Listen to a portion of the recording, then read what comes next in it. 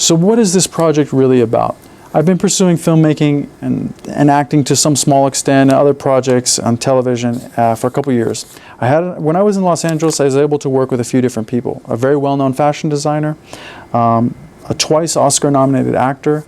I also worked on The Apprentice, and so I didn't work closely with these two people, but Donald Trump and Mark Burnett, you know, people who really know what they're doing in reality television.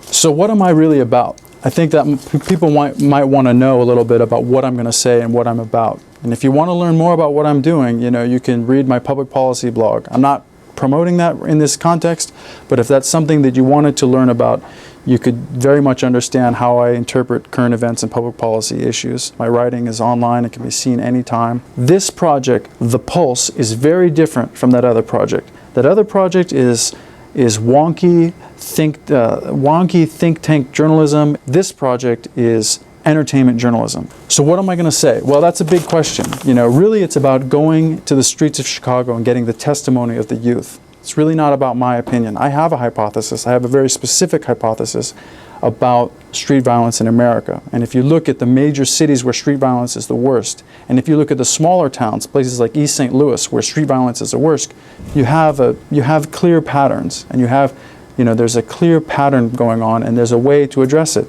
As to whether or not I'm going to share that in this project, that's the big test. This is about making an entertainment product.